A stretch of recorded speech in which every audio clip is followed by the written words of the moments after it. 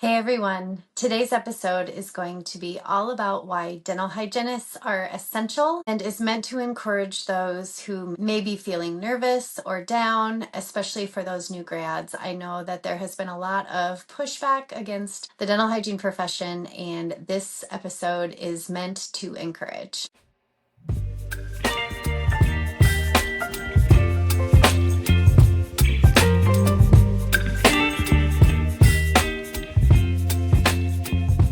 Hey everyone, welcome back to the Grow RDH podcast. My name is Katie and I am your host. I am a dental hygienist from South Dakota. I play a few different roles. I teach at a school and I also work clinically in a prison. If you are joining me for the first time, welcome. We just like to chat about current topics and about things that are important to the dental hygiene profession. And if you are a repeat listener, thank you so much for returning. I appreciate you so much. And I'm excited to put out this podcast. I have a few other episodes kind of in line, but I reshared my coronal scaling podcast episode that really dove into the 3 reasons ethically why coronal scaling is going to set a very bad precedent. If you haven't listened to that, please go back and listen.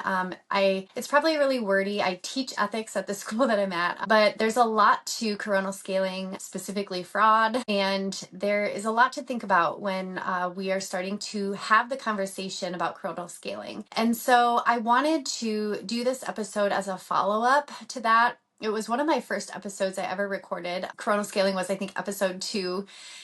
Because we were dealing with it in our state in South Dakota, and thankfully the State Board of Dentistry shut it down. But the episode today is really going to sort of be a follow-up to that, just speaking about and trying to ease some of the concern that the dental hygiene profession is sort of being attacked, I guess. And so I want to give encouragement. Because I'm in a school, we do have a lot of students that are like, what is happening? This is scary. And I'm, just going to graduate and I'm going to have all these student loans and now they're going to replace us. I want to sort of come about this, dispelling some of those rumors and just putting us in the dental hygiene profession at ease. I think it's important to talk about because it is a scary time, but I think that the more we are fearful about it, it really directs our actions towards this. And I do think that we need to be confident and we need to be at ease that dental hygiene isn't going away. So let's chat. And I really hope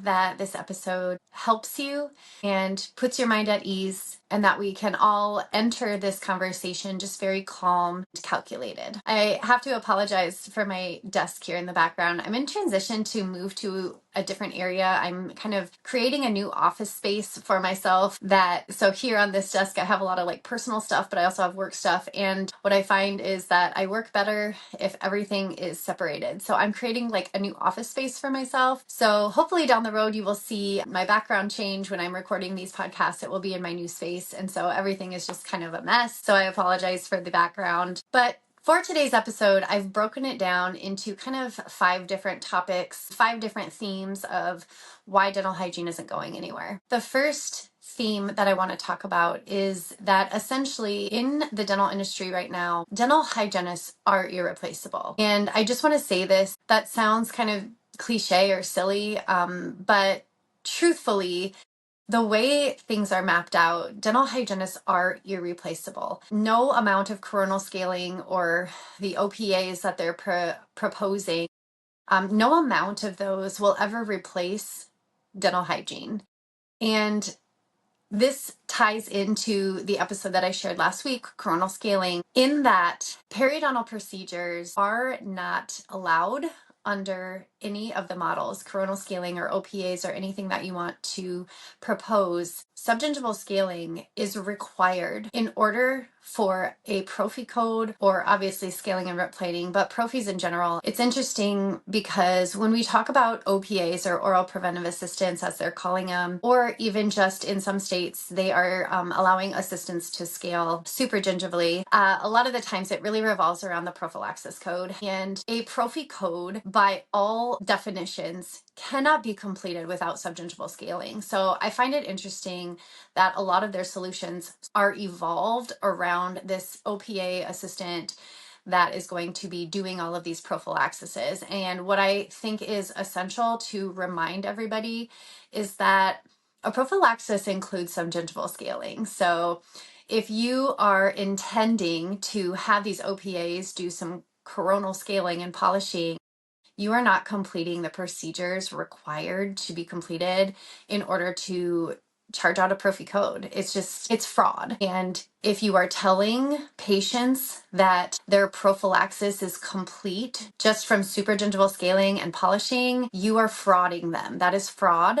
And every hygienist should be aware of that and should be educating their patients on the importance of subgingival cleaning. So essentially, we are irreplaceable. There is no amount of OPA assisting procedures supragingivally that they could do that would make a prophylaxis complete. And I think it's really, really important for us to be educating our patients. Put the decision in the patient's hands. Educate them on what subgingival scaling is versus supragingival and what a prophylaxis procedure that they are paying for is supposed to be.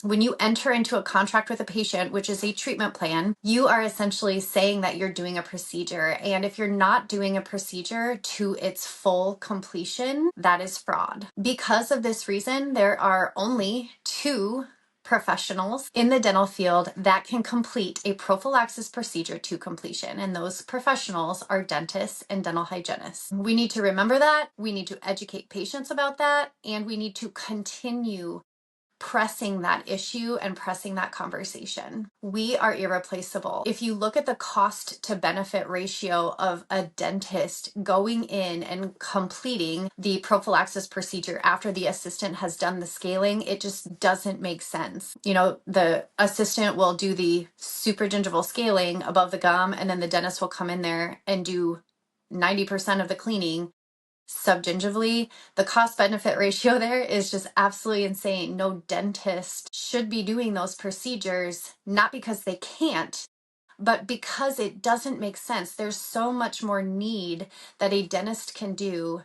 For them to be taking the time out of their day to finish up prophies for these OPAs is absolutely bonkers. It makes no sense. And for that reason, we are irreplaceable. I think the fact that to push this narrative tells you how irreplaceable we are, how important we are. And patients and ethical dentists understand that and they know that. And that was very evident in the state of South Dakota when coronal scaling was being pushed. There were so many dentists that came out of the woodworks to advocate for hygienists and to say, no, this is not ethical. This is really lacking a lot of foresight and judgment calls here. And so shout out to the dentists who are standing up against this. Shout out to you. Thank you so much for your support. Thank you for speaking ethically and professionally about dentistry in general and what dentistry is and means to us as professionals. The second reason why I believe that we just really don't have a reason to be worried is that patients trust us. And I say that with a grain of salt. I know there are interactions with patients that sometimes leave us questioning our worth, but most of the experiences that we have are positive. And I think sometimes we get kind of clouded out by the negative experiences. And that's really common. It's easy to remember negative experiences because it's so impactful, but I think we need to focus on the positive experiences. And so I think going forward, what I want to do is create episodes that share stories and share experiences from hygienists that are experiencing these really good positive patient interactions, positive dental interactions. And so stay tuned for that. I'm not sure, I've been thinking about that for a while and I'm not sure necessarily how to solicit those stories. So I'm kind of testing out some different theories. If you have any experiences with patients about the awareness of what a dental hygienist is or the appreciation for the dental hygiene profession, please share that with me. My email is katie@growrdh.org, and I will put that in the description so it is always there. And you can always reach out to me if you have questions or stories that you would be willing to share on the podcast. I think sharing stories like that really builds a sense of worth and builds a sense of community. So I'm really excited to maybe do some of that. But I'm digressing. What I want to say for this second point is that patients trust us. Patients spend most of their time in the dental office with us, the hygienists. We build and create this environment where patients come to know us almost like family. And I know that I'm in a school now. I worked clinically in a private practice for about 3 years before getting into the prison. And so I don't have a whole lot of experience of building those relationships. I will say I do have those relationships with the offenders in the prison that I work. But that's different because it's very guarded. So we don't obviously share a lot, but we do build relationships in that they trust me. They will trust me with health information. They will trust me with their concerns. And a lot of the times when I was in private practice, patients would say things to me that they wouldn't share with their dentist. And it's not because they don't have a good relationship with their dentist. It's because we spend so much time with them and we get to know them, and it becomes very intimate, whether we don't want it to be intimate or not. By nature of the relationship, it is intimate. And I truly believe that that intimate relationship we have with our patients is irreplaceable.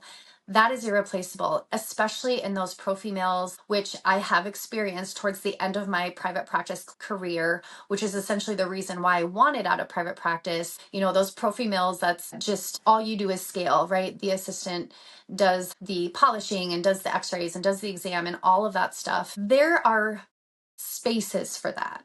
And we've talked about that in our double hygiene episode with Kaylin. And I think that there's spaces for that. And there's offices that do that correctly or do that appropriately to still have a relationship. And you hear Kaylin talk about that, and it is evident that she truly cares. And so I don't want to put out a bad name towards prophy mills, and I don't want to associate those prophy mills with people that do double hygiene. That's not it at all. But because we are spending so much time with them, we are irreplaceable. They trust us. And the more that we can build those relationships, the more we will solidify our place as healthcare providers, not just hygienists, not just providers, but as true overall healthcare providers that help them through health issues outside of dentistry. And I have seen that.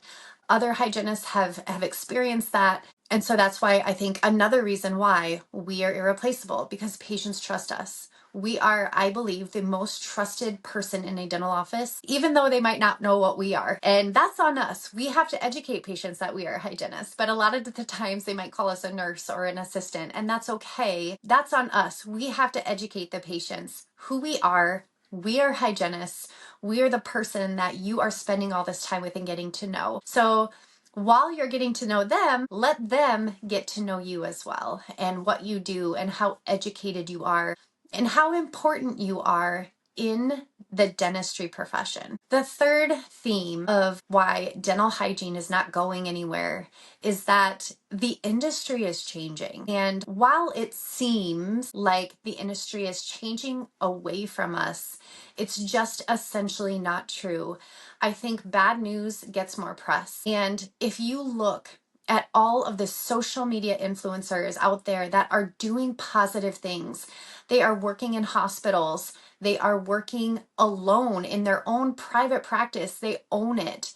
They're working in states that do value them and do allow them to work to the fullest extent of their license. Those stories need to be told as well. Those stories of encouragement and stories of hope are out there. It just feels like sometimes the bad news and the bad press gets more attention because drama is what makes people interested, right? It would be really boring watching a reality TV show with no drama, all hope and positivity. And that's unfortunate. I don't know if that's just our human nature or what I want to say for this theme is that the industry is changing. We do have a voice. We do have people working for our profession. We do have hygienists and organizations out there that are working to get the word out. There is a lot of drama and negativity around the ADHA and the Tale of Two Hygienists podcast that came out. I do think that there is nothing wrong with having a conversation, and constructive criticism is great. Constructive criticism helps us grow and helps us build. What I hope is that that conversation is restorative. We need restoration in the dental hygiene community in order to move forward and have solid organizations that work for everyone. I strongly believe that the restoration of the dental hygiene community is essential in order for us to meet the industry changes that are happening, so we have a strong, unified voice. That means the ADHA needs to listen to feedback, to criticism, and it means that hygienists that are criticizing the ADHA need to provide feedback that is actionable. I think sometimes we're so quick to judge what we don't understand, and that's damaging if we're fighting each other. If we think of this as like going into battle and we're battling an enemy, but on the front lines, we're also battling each other, there's no winning for the team that's battling each other. And I don't think dentistry is in the middle of a war, but sometimes it feels like that. And what we're going to run into is if we're too distracted by the dental hygiene community itself, we can't move forward and fight battles that is outside of ourselves. So creating restoration not only needs to happen in the dental field, it also needs to happen in the dental hygiene field. What I would recommend to you, the listener, is to find voices that are positive. Find voices in your community that are showing these really strong dental hygiene voices. There are so many great influencers out there. There's so many great hygienists out there that are working for positivity. They're working for moving the profession forward, and they're working for dental hygiene as a profession as a whole. And we have to find those voices to keep ourselves positive. Change takes a long time. Change does not happen overnight. And we can't get frustrated. We can't get discouraged. The first place to start is your grassroots community. You have to find those voices in your local area in order for you to be able to move while the industry is moving in your local area. Local advocacy, local legislation will directly impact you. So if you're not involved in those conversations, you can't be upset when those conversations don't go the way you want it to go. So while the industry is changing and evolving, you have a voice, and those voices are the voices that you surround yourself with. Find the positive influencers, find the positive people in your local community, and stay the path. Because it's out there. It is out there. You just have to find it. The fourth theme that I want to talk about is careers in general. As a dental hygienist, you have more career options than ever. There are so many things you can do with a bachelor's degree and your dental hygiene expertise that you have the option to do. As the hygiene shortage is being addressed, there are going to be education facilities that are looking to open up. There's going to be retirement in those education facilities. We need teachers. We also need people that educate practicing hygienists. We need people doing CE. We need consultants. We need public health dental hygienists who are willing to go where those won't. There's opportunities in teledentistry. If you are interested in public health, there are so many upward trends towards teledentistry that allows you to go out and work remote from your dentist. That teledentistry trend is going to be huge. And so there is so much variety and option that gives you an opportunity. Yes, the dental hygiene shortage is bad because it's having all these conversations about oral preventive assistance and coronal scaling, but it gives you autonomy and it gives you power. You have power to choose your own career. You are not stuck where you don't want to be because there are many offices that will treat you well. And this ties back to getting the stories about patient interactions and positivity. I also want to highlight stories about positive work environments. You do not have to stay in a toxic office. And if this dental hygiene shortage is giving us anything, it's giving us power to choose offices that treat us well and choose offices that value us. You have the power. The power isn't with us right now because we don't have to settle for these offices that are toxic. We don't have to settle for dentists that treat us like crap. You can meet the needs of access to care in so many different ways now with teledentistry and mobile dentistry and public health models and options that are way more diverse than it used to be. And so if you're listening and you feel stuck or you feel concerned or you feel like you need something different, now's the time.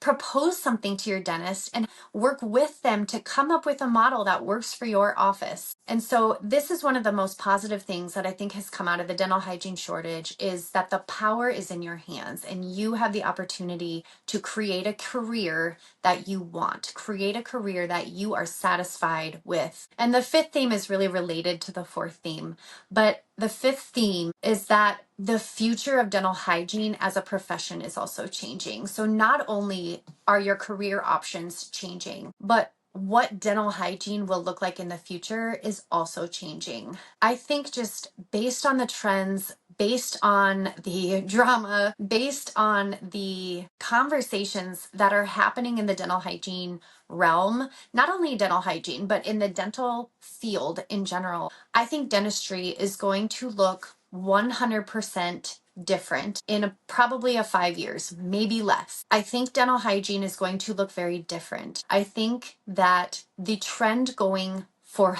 overall healthcare is going to put us in places that we've never been. So not only different careers, but different pathways, including hospital dentistry, teledentistry, all of these different things. I think it's going to put us in places that we've never been before. And while we used to think of those specific things, especially like public health, school-based dentistry, mobile-based dentistry, I think all of that was kind of very niche and very localized to specific areas and specific needs areas. What I foresee happening is that this is going to be more widespread. It's going to be more generalized to larger populations and larger communities. And again, it is in your hands. So if you want to help move dental hygiene into those arenas and into those spaces, you have that opportunity.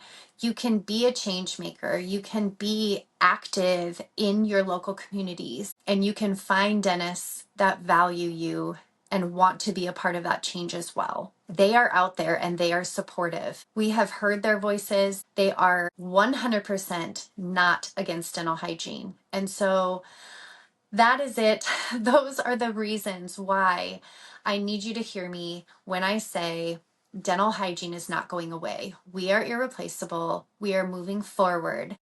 And you can be confident in your career. You can be confident in the path that you've chosen. Don't get discouraged because it feels contentious. It feels negative. And the best way you can do that is look for the positive voices. Again, I did bring up that I do want to solicit stories. So if you are working with a dentist who supports dental hygiene and who wants their voice heard, please reach out to me, Katie at growrdh.org. Again, looking into the future, I'm going to find a better way to kind of obtain these stories, but I want to highlight them on the podcast. If you have a story about a dentist who is supportive of you, who provides a work environment that is healthy and provides you with autonomy and provides you with work-life satisfaction, share that story with me. If you know a dentist that is supportive of dental hygiene and is actively working towards utilizing dental hygienists the way they are meant to be used, reach out to me and let's tell the stories. Let's share the positivity.